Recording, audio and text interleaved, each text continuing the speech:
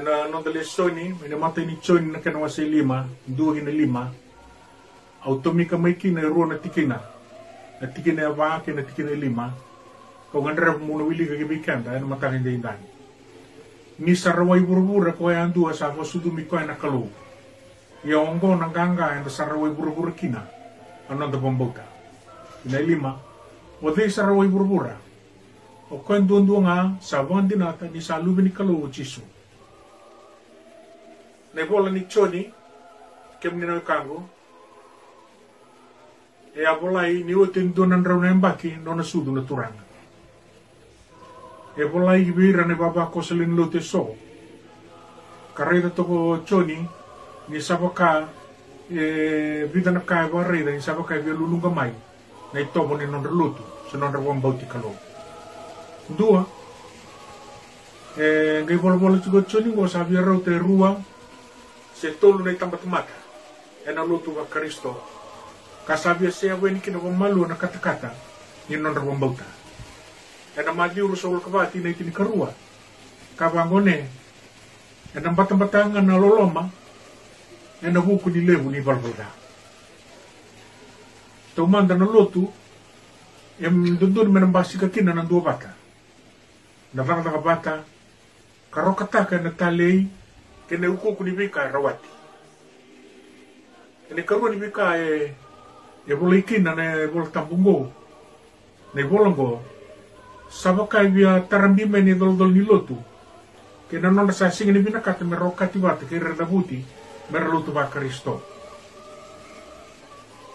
kakakina ne bola tambu e ne bola choni kana wasi tin kelima tin kaliwa ke bakar sa singa via okati me lotu ba Kristo rasa bura-bura belate ruanga na tai e duanga mulutu ba Kristo kene ka ruo sa nilutu kaki do ne bolichoni tingali matini kario ka kando sa bura-bura e na loman na kai no na bura-bura ye nindo sa sing ni bura-bura ni sanding ite kim do mai bura-bura sa kwango sa fati kim do kino bura-bura sa rei do ir ni sa pakai vetar bima ni dol lilutu sa liu mbaka na kumuni lavo sa liu mbaka na bika so kabak lulunga ta kana nonra ngoli ani gilut o tu neti kon boy o ti kon don nembak ni nona sudu na turang kene katol nika e be ba lulunga ta kana nonra mbula sai ko na kana sambasi ka ti ko sona yalo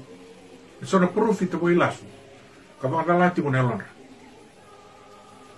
basi ka ti ko sona profit boy lasu sebenarnya tunggu sarekina nang ununggo merabang rawataki serbang mati oire na lotu ba Kristo tumbuti ngaki na profita ko ilasu kambasi ka kin na lewung kambasi kin ibir lewunga merasa ba dalai kemni na kangu dai na nona inaki ni bolo lewu choni sai kwaya mermara oire tamat lotu ba Kristo mermara utiko mertali takatiko lolotu meratali takati non rangarang kalau kene karua mera kaku ni bala datiku bala tani bala eseng ni biyo kani wati kena non itobo chisu ya kakao o choni o chisu na buni rarama ken bala sengo bona mutumto o chisu na lolom yutuku na rua bakasa mangor na bidalati kena bakasa mai rua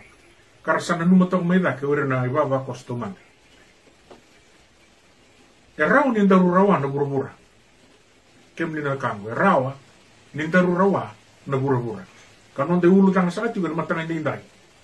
Mendarurawa na burabura. Be the conqueror of this world.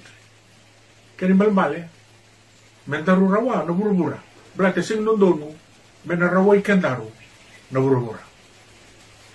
Normal daw ni tina e doon itutuko e rongo tiga ni matay ni singka daw sarana singa tambo se ko na mali urusul kawalu tin ka diurus ang abulo e kapangone asalo may uchisu ka po sa vera kakaya sa suli may viaw na lewa may lomalangi ki burbura ako mandungay lako nga bolo tekir na lewa ni bibuno ka nga kapag tayo tekir na din tamam daw kinalugan ka na lutamo Wabulidira merambauta na kake na kawa was kinabikim do. Kamando kila Au sa tigo mati kemdo na bisi na kenga kato pa na iba tao tio tiki burbura. Kanggu ongo na nondori voltar ni kena bang mulu muta kena burbura. Ongo na lewa no man turang Cisu Kristo e kaki na nona bos na tina itin kawalu sa soli mai wiau na lewa kenga mai loma langi ke burbura. Kena malmale e sengin dondo mendar no tuwa suka. E na besu rating go sa na Great Commission go. Menda salah wani ka baka lutu taka na bura-bura siya na leo ni bibunua kaya nga na tarong ati kumanda ata mo na bura-bura kata mo tingo kay tukun na kani pang madala may na ibola ni Madiu say kwa na leo ni bibunua kaya nga katukun tigo na bura-bura yongo o kendar mendaru na rawa kemni na biyakani e satu endo na bura-bura muto-muto enda tukin na dai bura-bura ni bibol boluti embasi ka kina na tumbu ni senivalu seur na refugees lako tingo na bakaluto nga sa ukuro na kenra umaliwa maten tu Israel kana maten tu Palestina warusai na kenra kakana na KRT na nonra were may na bondre do guru basi ka tingo na maten tu Afrika batalangakin nan basi kan ragi bibisaw ena non do bura-bura lako tali tunga na une-une. Lako tali tunga na badal ka.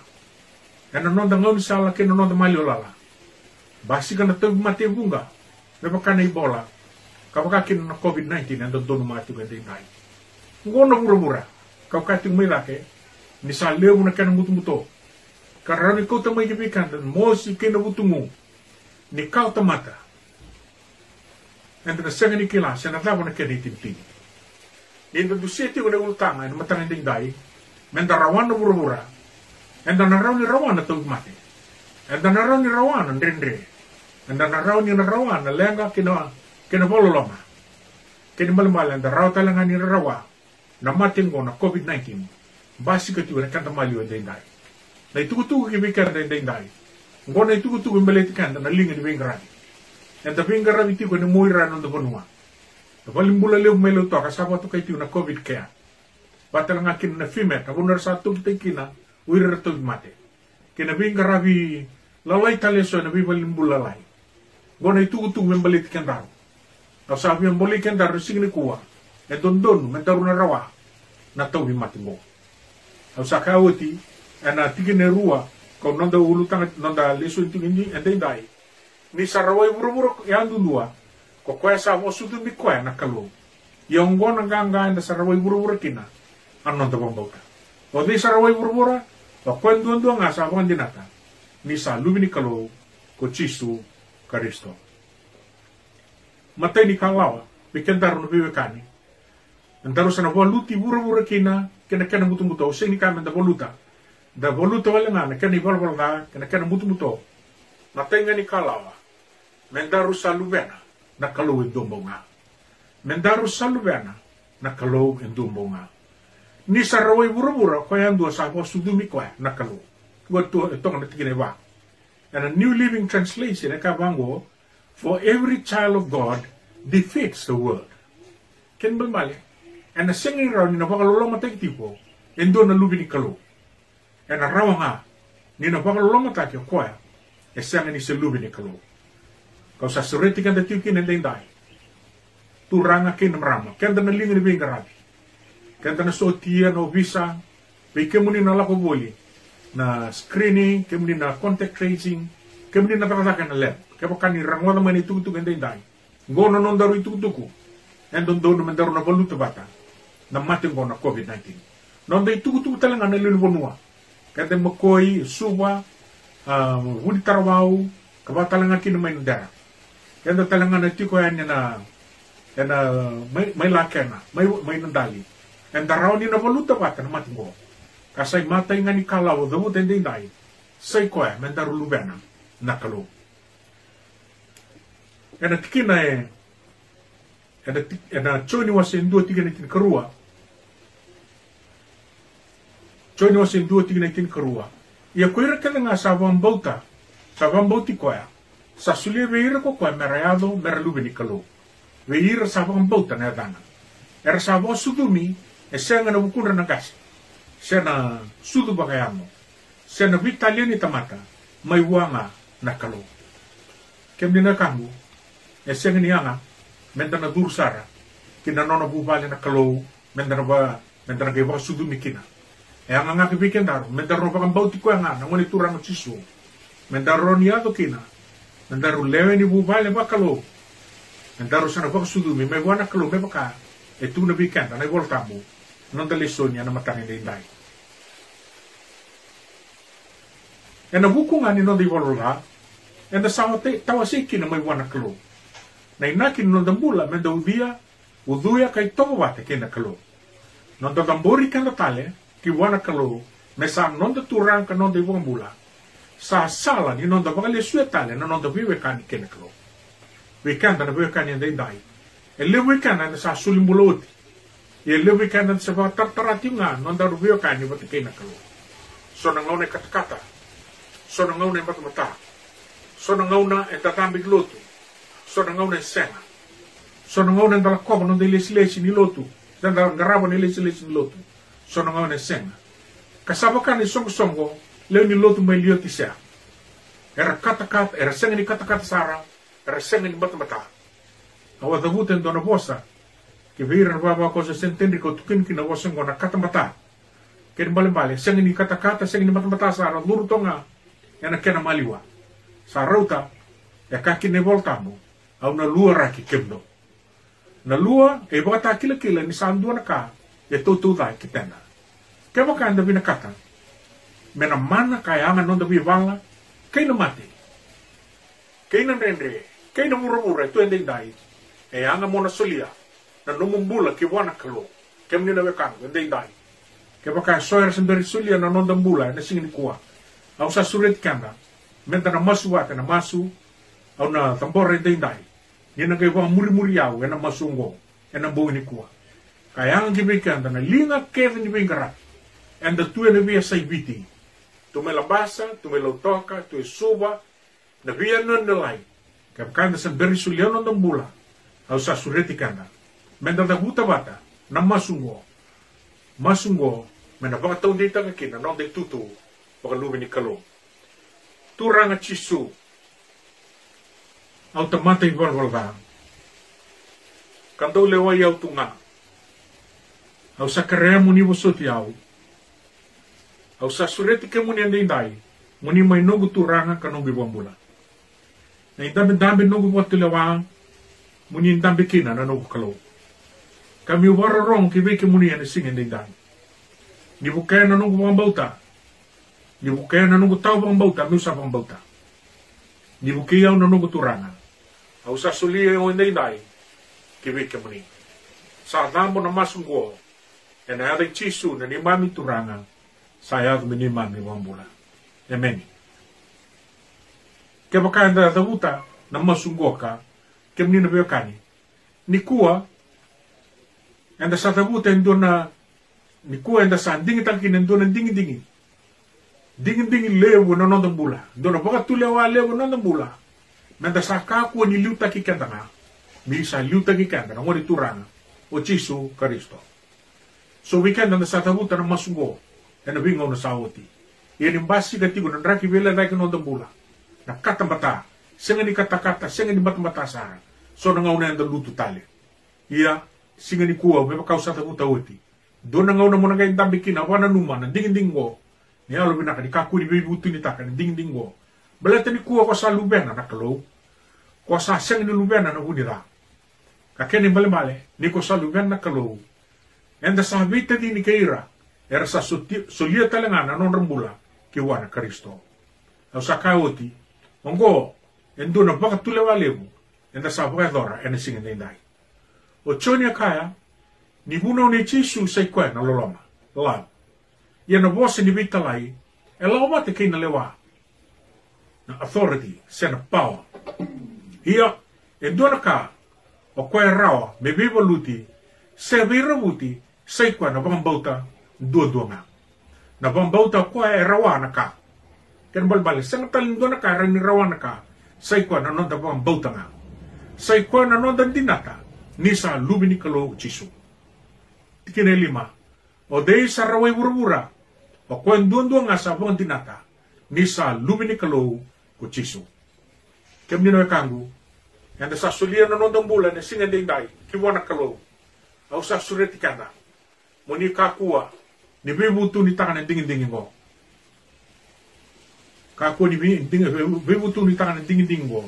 En dona en dingin karegi ki na kolong malani. En singa dindai, ninda sa sulia na nondong bulan kiwana turana. Kakua ni solimbula na buku walangan ni tau matingo. Kakua ni solimbula na buku walangan ni vingarani. Solimbula. Balate ni dondo mona udu ya tiko ngana kalou. Monro itoba batkaya. Mebaka ay lesi tau mata ki vikana. E tolu na ka mona duse ki vikana ni dai.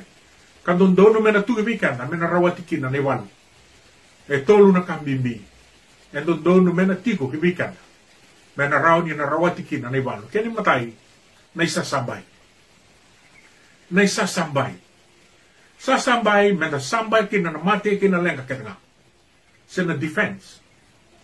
Vida na bagsauti, yang daw lomal lang katawa boli kina na mating ko na HIV. Tiga boy biti na tinkadiwa walo sa kadiwa. Auromol ni sa tumbuting nga na kene wili biti at day. Oti, sambasi ka may na meningococcal infection. Kabasi ka tumay na loman ni lima kinaono na yung bakisauti. Libo na wekanda, e sa tu kita kikina na non-rambula. Yan din tayo sambasi ka na COVID-19. COVID-19. Kau mambauta, ni ngomandanga na matililebo akilai. Katu weekenda, e sotale na mati karoni virawuti. Mebaka ratunga na kenda maliwa. Leptospirosis, typhoid fever, na dengue fever. Gotal nga na rauni na wakabuna na mati weekenda.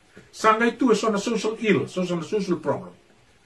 Na rabun-rabua, na tawadadaka, na bimbiu, na lewu tali na lenga, katu endindai. Kanayang gibikan na na suling bulakina, menarawa, dinda na rawat kina, na ibalungo. E nasami Diyos ang abulukan duwa, tignan doon, doon isa sambay binakatinggo, o kaya sa tigo no na sana gunif, kaya na dedersara, e nagtiko nga na laloy ko sa kukawa. Kem din kango, wana numatongan itutungo, sa baka na no na daw marro na toa, marro ira na lubena, e na rukun itubandra. Er na tango maki, er na birimbaiti, karena marro ikina. Kung itala noa ni kama ma Australia, darongoti ko nito na itala noa, ni ando na tina nito, sa kama kasama titu, galeroya no koya, e na rukun tambana, ertumbulo binang toki, ertunalubena. O koya sa tiko, e nona ya sana wuni koya na teder sana, e na tiko nga, e na yalo koya sa kukawa. Kani karuan itkina, au na kaya na buku choba, o koya nga na nunggu indronro, kaya na nunggu bay ni walu. Na nunggu kalou au na bararami wa. Menda sas dingita ka na kalou, na sa nonde isa samay, e na ngau nanggo ke na ngau na ketanga. Na sami tili ka walurua, a nunggu ulumatu choba, ke na nunggu indronro, ke na nunggu ibang bula. A nunggu kalou, ko na nunggu kau na bararami wa. Pero mga na kango, a nunggu isa samay. Au na bang bula ikina, kaysa ikwata lang na nunggu bali ni balu dedere. Kem nina kango na bali balu dedere, se kwento na vale kanda utara, mendo reida, na meda ni ato tikumay. Dere sabu, bukin ruan may na meda, sana tuku sumay ko tigo na bali balu dedere. Kasana tuku na rao, ke vira na sotia, do barao. Sa nonda bali balu dedere o chisu, sa ikwata lang sana roni na tuku na bikanda, meda barao. Ninda sa solia na nondang bula, kiwe chisu, sa ikwata lang sa nabiuki na kilomanda, ento na pakatulewa binaka, karado kada wute na po sa papenta niya na spirit of discernment, mandarawa ni kilakina, na binaka kinata, daraw na binaka kilakina, na nakenda mena, ni sa hado tingumay. Sami rosa nga mulu katun, kaya baka kausala ko, aloman yung budan ni alal ni mate, au na siyang ni rerabang na ta, ni kemuni sa tigo bat kiyaw, e na baka dingo yaw, na numuni tito. Ninda sa sulikan da uti, ki wan non da kalo, e da sa namburoy, e nonon ra, daw bi tagumat, na lami ni kalo. Bitu kuna tali gibikan da inday, gonga, na non da isa sambay, o kenda daw bingarabi, kenda daw bingarabi na lotu, loman yung bubale, kenda daw bingarabi na tamban yung bula, onggo, na non da isa sambay, sai kwa na kalou bakata ki kwa. Kene karua, me tiko wa, en dua na dau sotia ene walu, sai kwa na kaukaua sena strength. Menda rawa ni na valuta, rawa ni na rawatina na burura. Ninda wambauta no na kalou, enda sava wambauta talanga no na kaukaua. Ninda sava wambauta no na kalou, enda sava wambauta talanga na no na kaukaua. E rauni tubina ka no na isa sambai. Ia ke waka senga weekend na kaukaua, ena momowane, na no na sa sambai. Enda na sing raunga, ni na birabuti, kay nga. Ena karuni bingauna, na kana wasi rosang ulti na itin kalima, kabango na kalou, ni kako ni rere, se tangaya na bukunran lebu ngongo, ni sa sengi ni nomuni na iwalu, sa nonanga na kalou. Aguni nonda kaukaua wachoba. Kena balmale, menda kako ni rere, menda kako ni loma tangaya, ta koe na wa wuna na nonda kaukaua, se kwa na ngone turanga na kalou. Dua tale na wuri nonda kaukaua, vetu ni wikenda ndai, se kwa na bosa ni kalou. Na bosa ni kalou mi wuri nonda kaukaua. Ene bola I paula virna kaipiri wekaya. Ni sambula na bosa ni kalou. E sa kaukaua, e ngata ka mudunga na isilo wa umbatirwa. Ni sa ngata, na bosa ni kalou kene malmale, e na ngata wakakina nonda bula. Ni sa kaukaua na bosa ni kalou, e na kaukaua wakakina. Menda vivorati, kena nendre, kena ba, sa waka boli tikana. Dua tala na ka, e tukuna ni bola, nyemaya, kena wase walu tina itini. Ni sa wuni nomuni kaukaua, me maru tagi choba.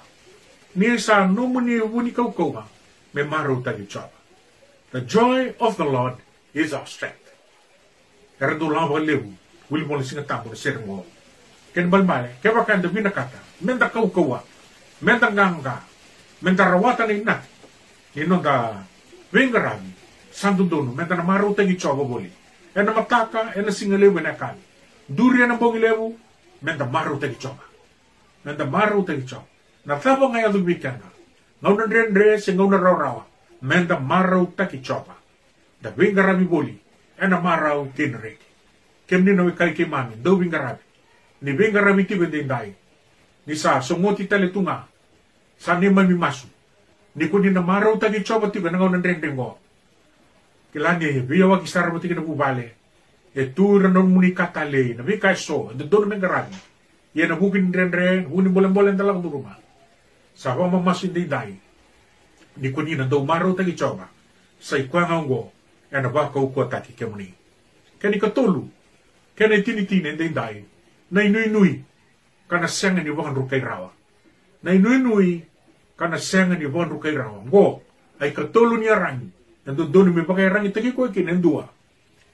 Ela ko kiniwan. Non rimuinu na sotia, merawat na ganga. E na tiko na non rambula, e non rabakasama. E na visinga. Ninda lako tiko kiniwalu, men non na ganga.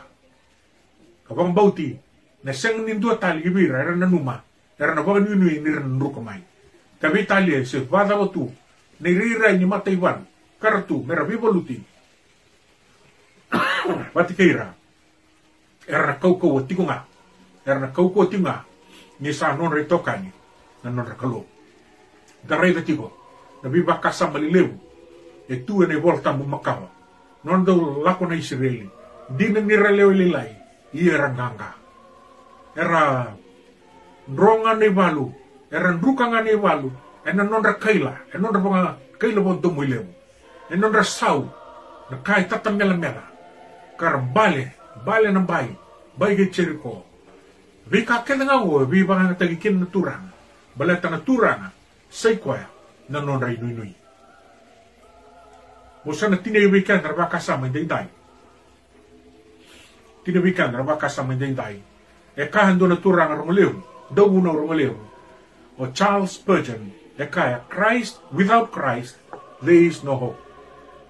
Without Christ, there is no hope. Kesa senga na Kristo sa uti na inunui. Enda sa sulim buloti vi Kristo. Ikanda sa sulim buloti. Kibi kanda na kaiwaro sulim, kanda sulim bulat sini kuwa. Na Kristo sa tigo numbula. Mebakan non tarungakan masu. Sanang dambe ni bawa tulewan na numbula. Sana senga nyo lewan na numbula. na Kristo sa nalewa na numumbula. Iya ni sa tiko na Kristo sa tu na nui. Kesa siya na Kristo na numumbula sa woti wakakina na nui. Billy Graham no na bosa tabuto koya. Our world today so desperately hungers for hope. Yet uncounted people have almost given up. There is despair and hopelessness on every hand. Let us be faithful in proclaiming the hope that is in Jesus. Tukuna Billy Graham, sabaka e oti mai na via kania sa nanonang roba na inui sa oti. Sa leuber sa giba sa siyang ni rawatali ni toso. Kasa tukuna Billy Graham, kena ngau na binanggo, menda sa toso yani, menda dabuta menda tukuna, na inui yan na bukid Kristo. Tinewikana, non delle sogni, na matangin dai, non de bunaw. Ay siya kinawa siya basa nga bul, tulso nga bulan, tulso kundua. Iyo na mulmulumu kawat nga na durbo. Ar na balesar na tamatambula. Iya kuira nga, sawar ni choma. Na bakaw ko tale. Na dambe laki me pakaya, na baka tambana bo ikei. Na divi ka senga nyona. Na lako tu ka senga ni mulmulumu. Nawawa sa ikwengo na non de nui. Nawawa sa ikwengo na non da wara ka non da kalo. Sa ikwaya na non da nui kinanganga. Nanganga ka na senga ni wandu kay raw tale. Buta tali wikana. Ay siya wasa nga bulu. Tulsa nga bulu na tulsa nga kandua. Iyo na mulmulumu kawata nga na durbo. Ar ng balesar na tamatambula. Ya koira sa wara ni chowa. Na bakaw ko tagitale. Na dambe laki me pakaya. Bak tambana way keli. Na didi ka senga niona. Na lako tu ka senga ni mulmulumu. Daru na rawata. Na ivalu. Na singa denday. Nanruka na COVID-19. Nanruka na kaya tu. May vival may watkikana. Ni sa nondaru sasambay. Ni sa nondaru hunikaw-kawa. Ni sa nonday nui-nui. Nang ngonde turanga ko Jesu Kristo. Naitaka ni nabakalong at taikana. Natamanda bayalo. No na bosa na sarong agarawa. Kabin dinday. Patagin dinday.